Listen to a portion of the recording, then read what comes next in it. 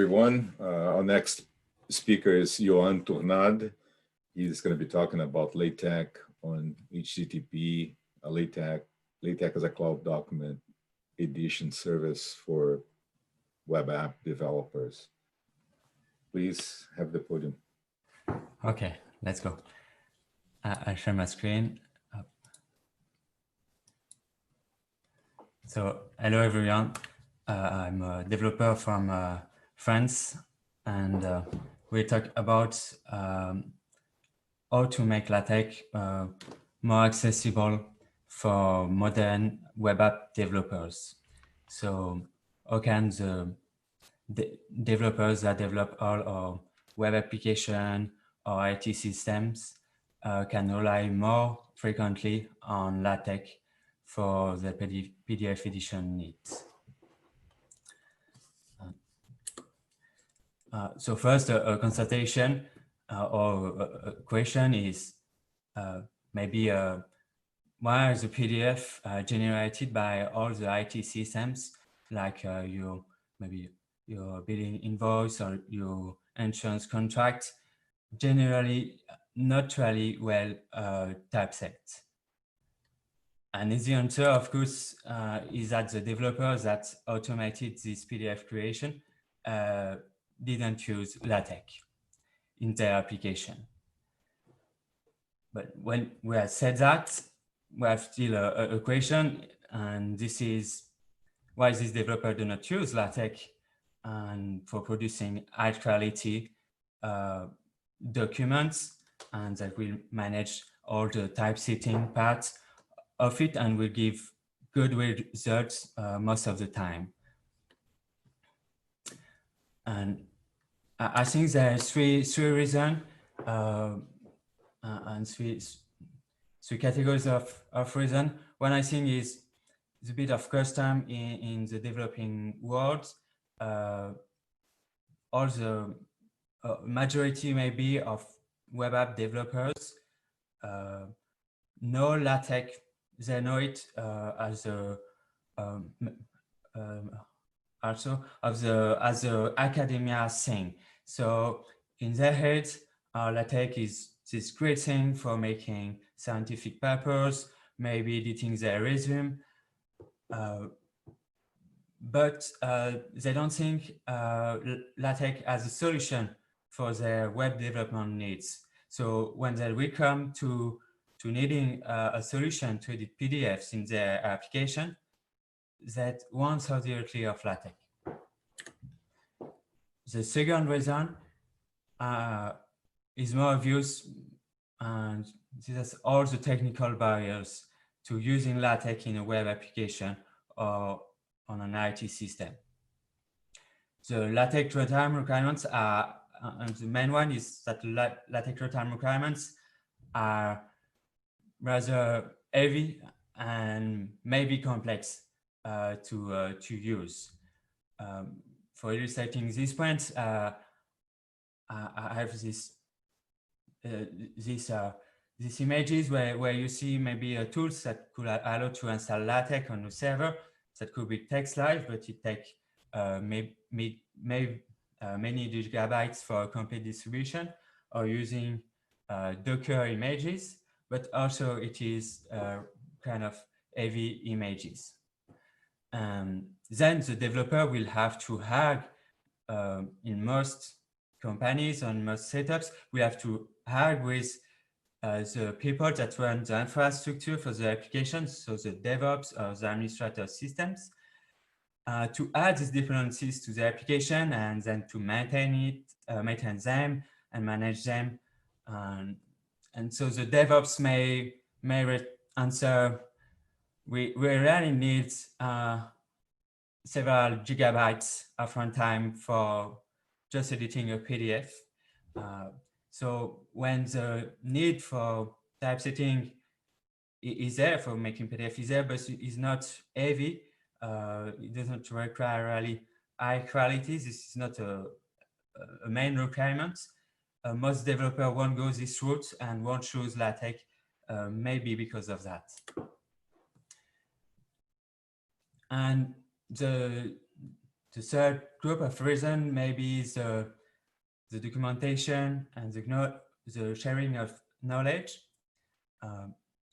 I think in this part, it is half very good and half very bad in the point of view of developers.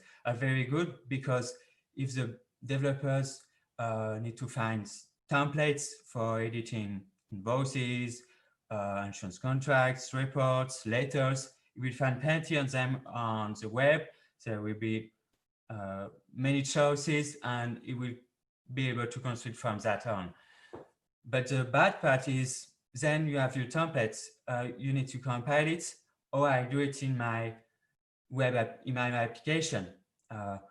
Maybe I'm a web application in the client side, and I don't want to have a big dependency because maybe some people use old mobile devices, or I don't know. Or maybe in a cloud environment where I don't have a full control over what runtimes can go there.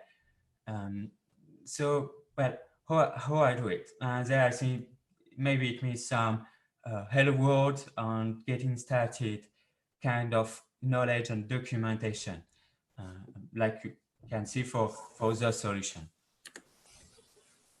So before presenting my tentative solution for that issue, first a little panel of what application developer use most of the time currently for editing their PDF. Oh, someone has his mic open, I think. Yeah.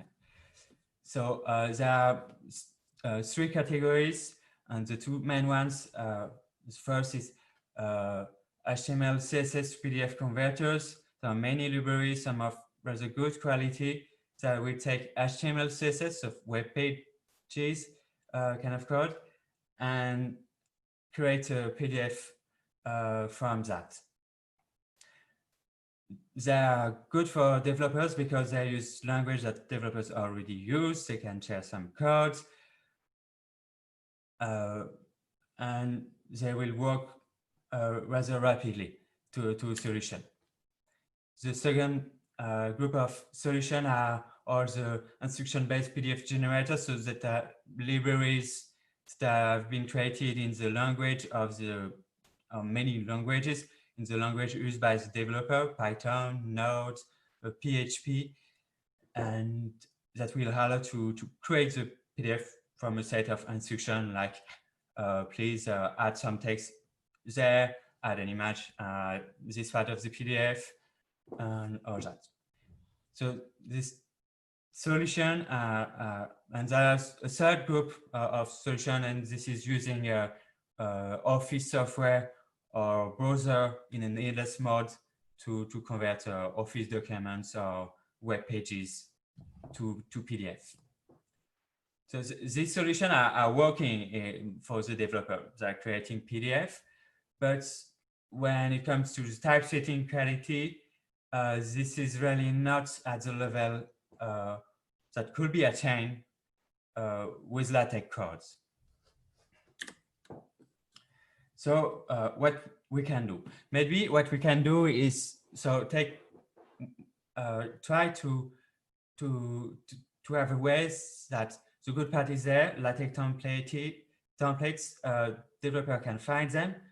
So we don't have to address that for now, but to address the second part, or to compile the documents in application, in modern application.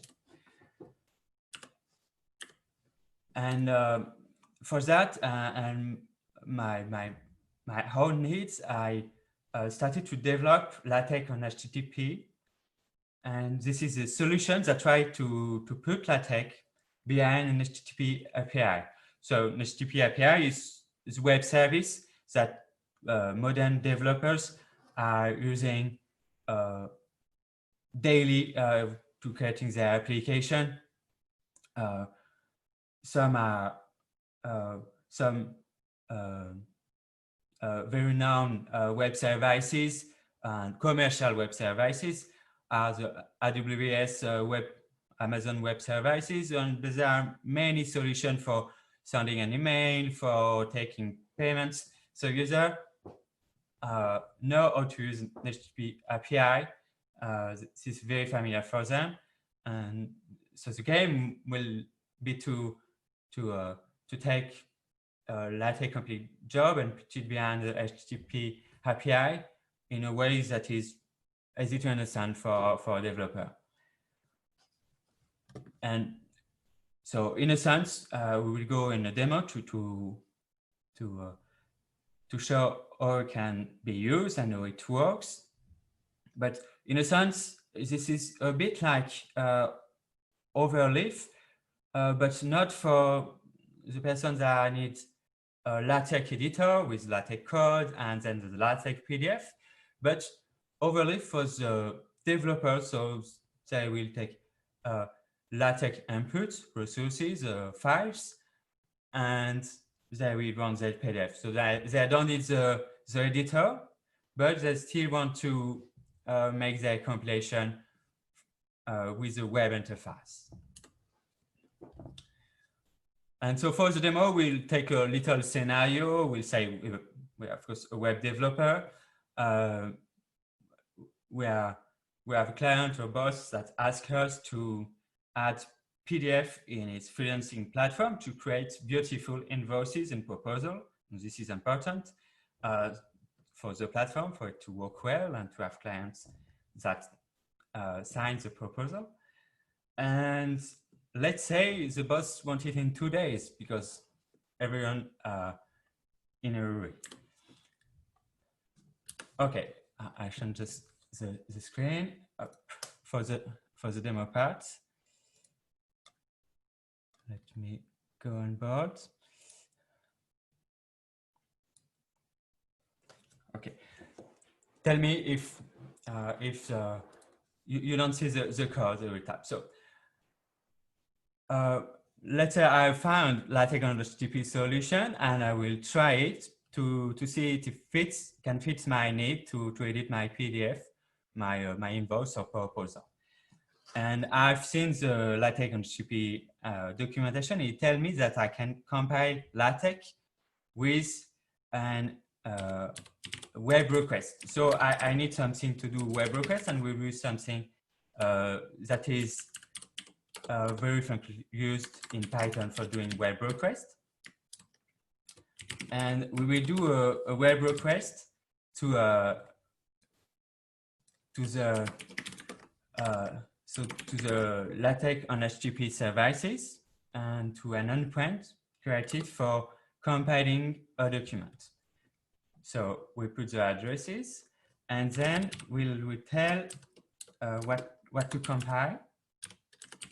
And for that, we will pass a set of resources or files to be compiled, like a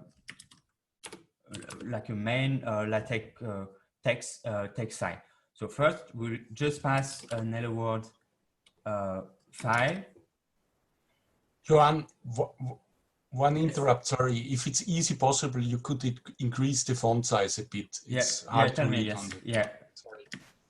It is better or more? Still more? So for me, it's better now. Thanks. Yeah, I still would go. This is better. Okay. Much better. Thanks a lot. So we'll give just one hello world, and we'll pass it directly as a string directly in the request. And so let's do. I will do just the typing for this first part.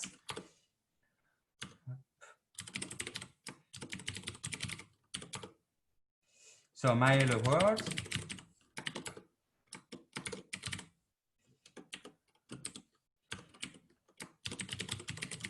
And this seems to be hard to begin with. So we will make this request. We need to get a hand on the response.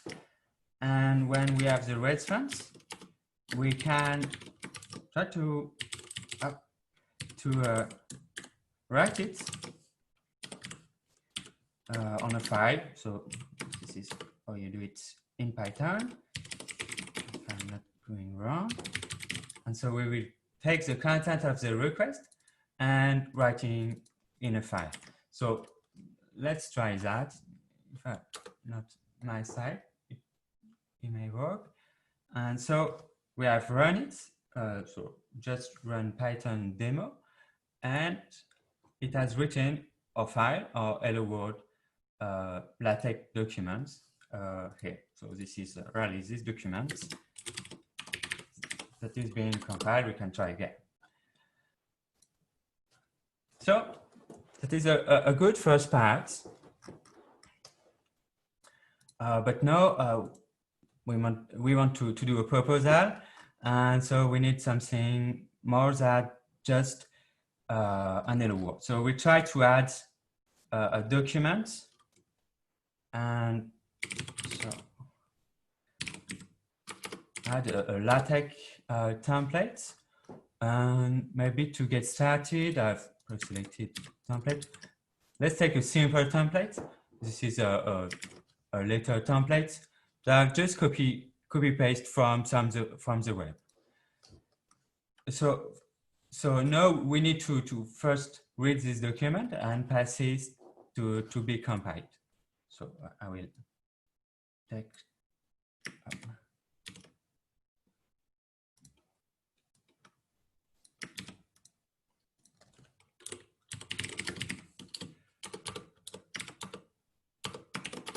so we open our template and we will pass it up.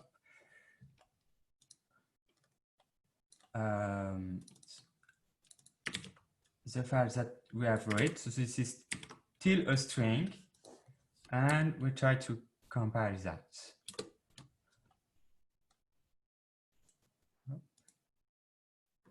So here we go. We have a more complex template that have been compiled, that we have written from a file, and we have our letter.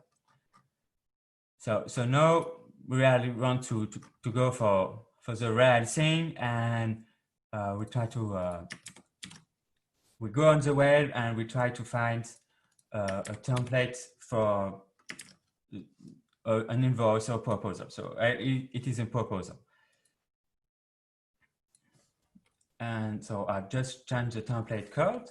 And so, well, this is template that I've taken from Mr. Zul invoice boilerplate and quick template. And I've just updated it to add a bit of content to make it look like a proposal.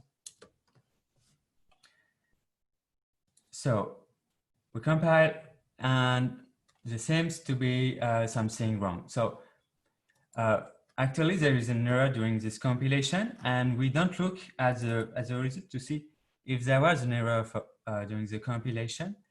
And so first, before going forward, I will look how we can fetch the error and check the status of the compilation.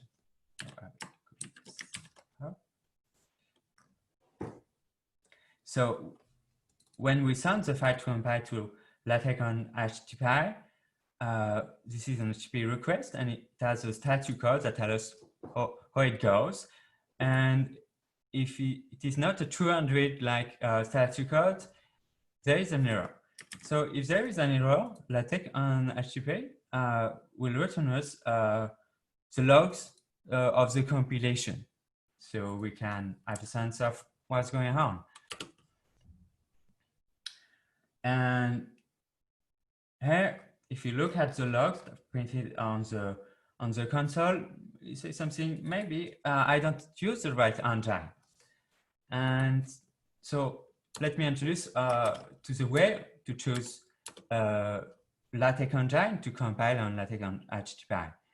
By default, it uses PDFlayer, but you can choose another engine, and from the following part, we will use the LaTeX. So we try again with the LaTeX. We run again. And we have, seems like another error, and it tells us, because there is an image in this template. Well, there is no image during the compilation. Logo.png. LaTeX-on-HTTP doesn't have this image, so it can't compile the file. So we will need to add another resource with the image. And for that, there are many things. First, we have to tell that this resource is the main document. So LaTeX-on-HTTP will try first to compile that file. And then we can pass as resources as we want for other things. And here we miss an image that must be logo.png. And so we can specify for the other resources which path will be used. And we can then pass not only a string, but we could pass also an URL, and the services will, during the compilation, fetch the URL, and if it exists, put it on this path to create the hierarchy on the server side to do the compilation. So it seems that we should be good this time. We try. It's taking a bit more time, but it seems to have worked. And yes, so we have our proposal, the images that we have passed as an URL, and the template of the proposal. So I'm the web developer. I need to edit this PDF for proposal. So no, of course, my content is dynamic. I must change the content of my templates from the data that I have on my database, on a persistent or storage service, whatever, and wherever it came from. And so for that part, we will use directly in Python a templating language that developers are familiar with Jinja. We could maybe do templating directly with LaTeX engines, but then web developers don't know that, or most of them. So they will use a tool that they know, and in their code, they will do the templating. So let's go. I will copy paste all this code because it's beginning to be a bit of typing, but I will show you around.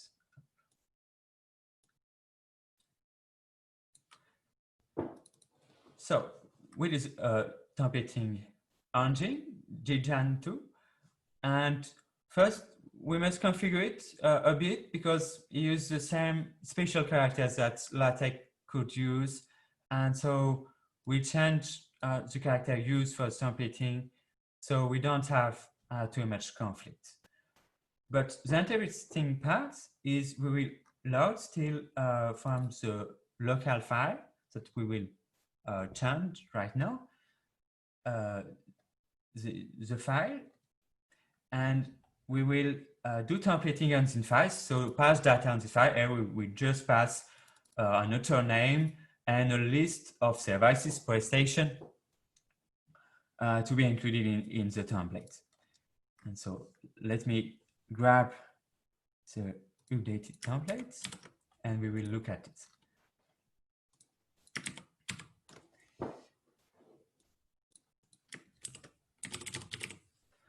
Okay, so here we have our templates, and now we're able to, with the Jinja templating language, to insert variables that we will inject in our Python code. So here we'll inject the author name,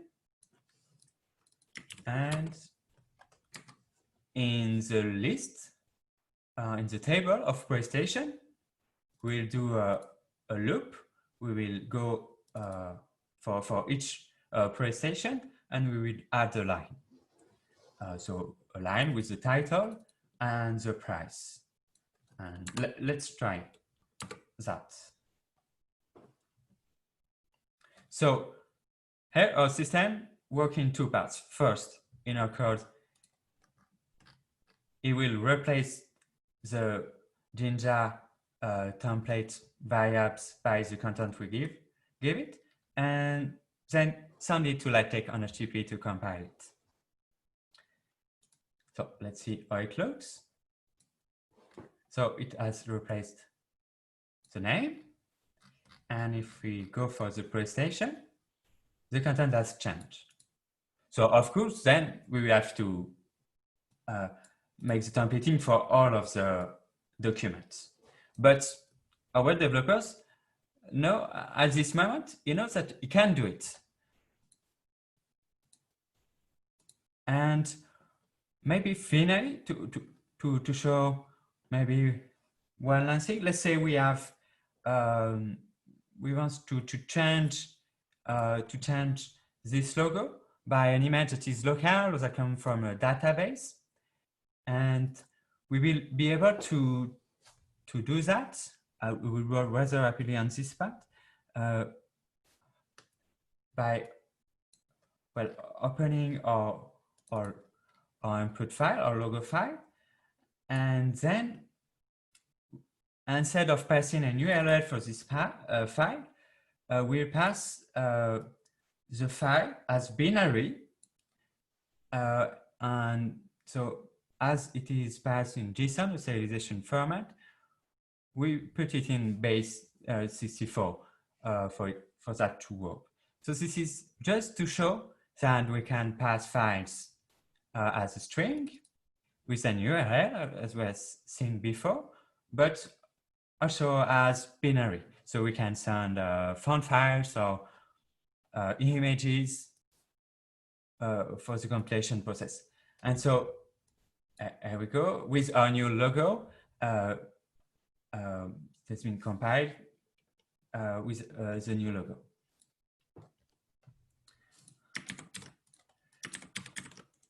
And the last part was maybe to show, but it's not really important, that then the developer can also generate part of the content, of the LaTeX content, directly in his code if it feels more comfortable with it. It may be not the optimal workflow, but if it works for the developers, then it will be fine. And so let's see. So here we generate some content, we put it in a string, and let's say this is a partial part of our document. And to show maybe one last thing is we can, of course, have other text documents send it to be compiled. So we pass this generated part, and we say the path will be partial.txt, and then in our templates we could do an impute or an include of this path, and it will be known when it will be compiled on the LaTeX-on-HTTP service. So go back to slides. I don't know how much time I have, but I think I'm near finished. You still have some time because we have about 15 minutes left. Okay, good, perfect. So maybe so 2 minutes before maybe taking question.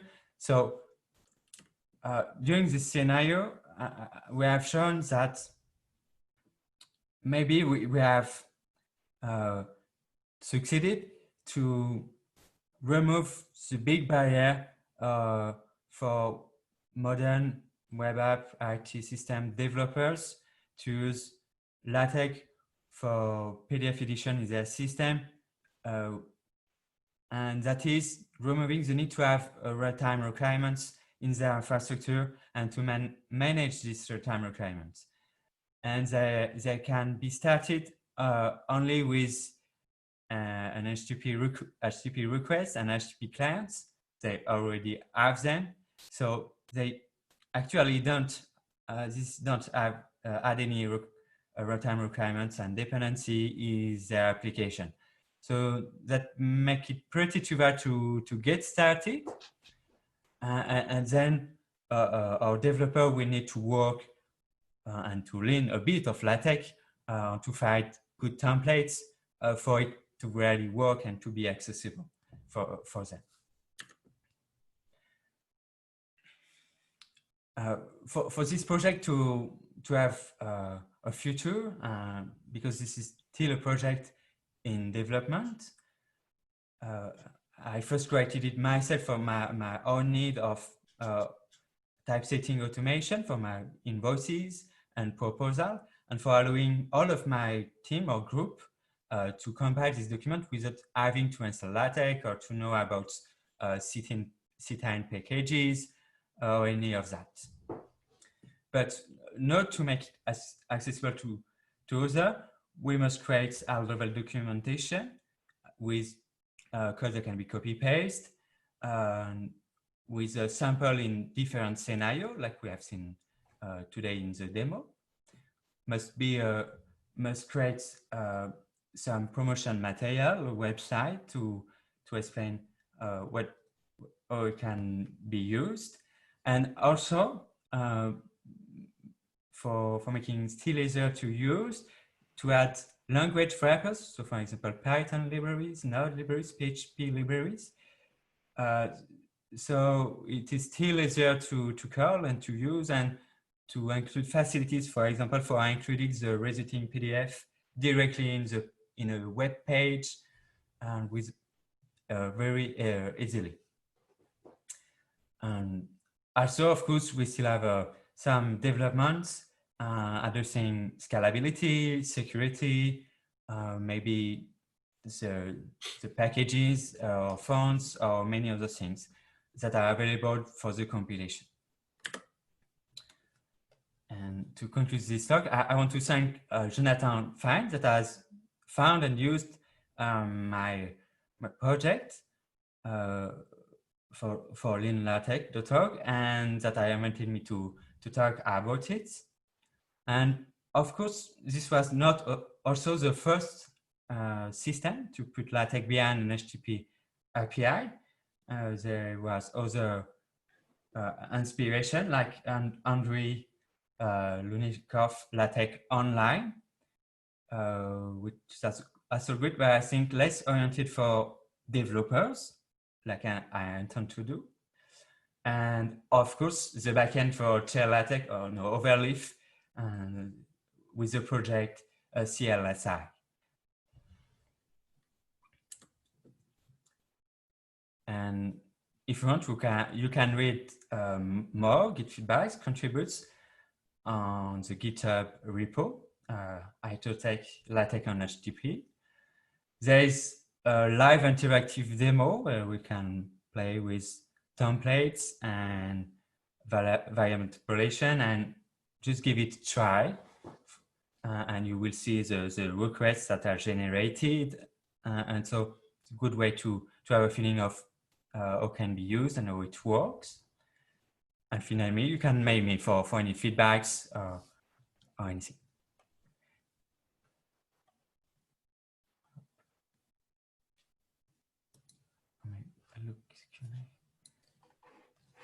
So I will look at the questions. Yeah, so first of all, thanks for your talk. Very interesting. There are some, I see one question in the QA session. Maybe you can answer that.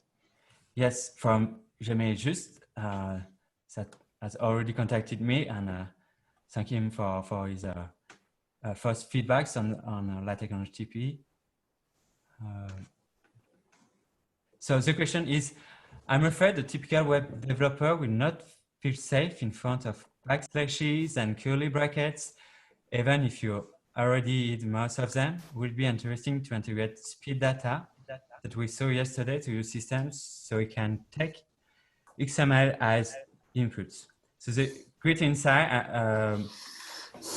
Integrate speed data. I don't know. I don't know if I think it is a commercial solution. So we have to see how it could work. Web developers love XML, but modern web developers now love still more JSON as a serialization format that is ubiquitous now. Maybe for addressing this issue, this is where the library wrappers for the different language will be useful. You could have a library wrapper, for example, in Python that take care of escaping or managing all the backlashes and all the special criteria of LaTeX, or making sure that the content that you inject in your documents will not conflict with the LaTeX codes.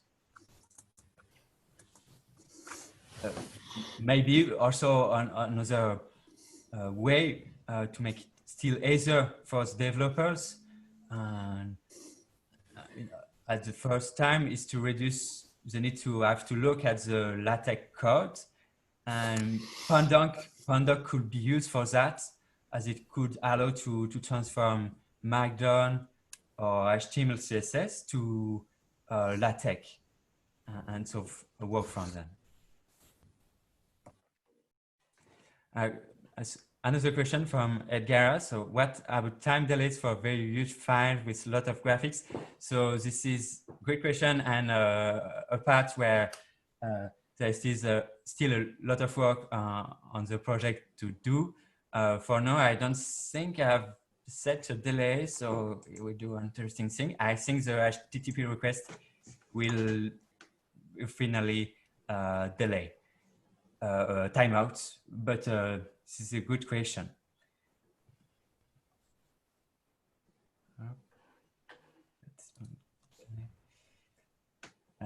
Is it possible to add custom packages and resources? So from now, maybe just let me share it again.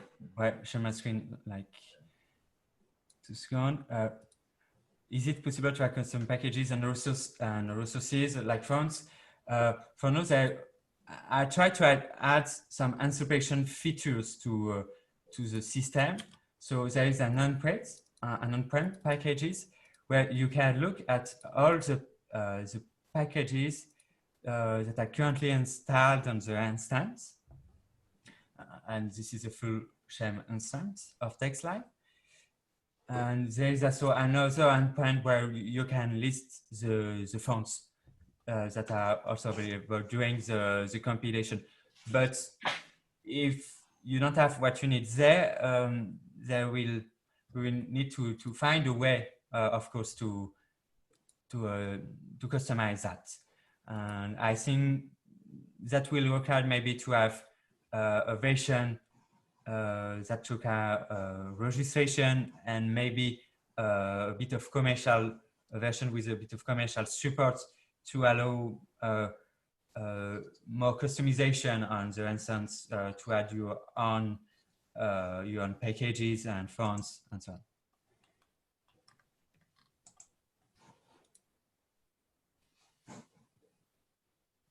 Yeah, I have a question too. It's about security, especially with shell escape enabled and interference of different runs. Yes, yes, good question. This is not properly addressed for the current version. For the current version, run in a Docker container, so in a sense isolated from its environment. But we need to make a bit like Overleaf has done, and to run it to run each compilation in its own container, so there won't be pollution between the runs. This is of course really important for it to be used extensively. Of course, else you will rapidly crash. Yeah, because I mean, if you open up the API for arbitrary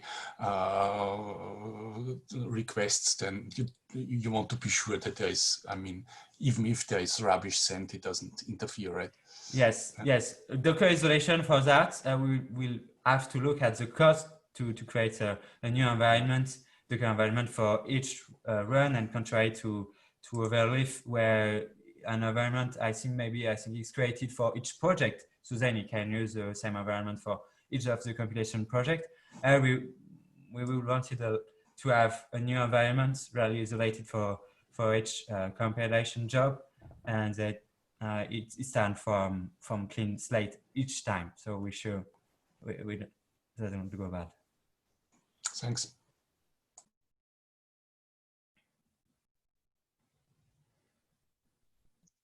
There's a question about the price over on the chat. So this is an open source project that you can find on GitHub. There was a link. I will put them again in the chat. And you can run it yourself on your server, on your infrastructure, send to the Docker images. But then maybe we have to, like all the good cloud services, we have maybe to make a commercial version, or at least a managed or well-hosted version, and that could offer support or maybe assure compilation speed or some other issue for a professional user. For now, there is an instance I run on one of my server on LaTeX.itotech.com, and you can use it freely.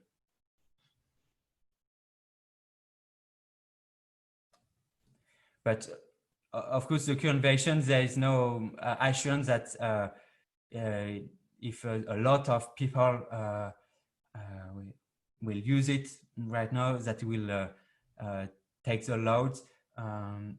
That's the question about making in scale, and that's where maybe creating a venture to allow us to fund some infrastructure will ensure that we have maybe a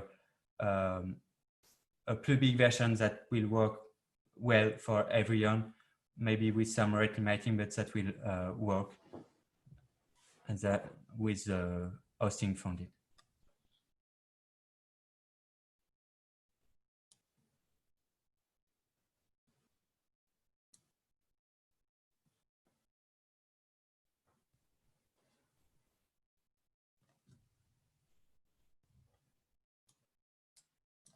Thanks very, very much, Yoan.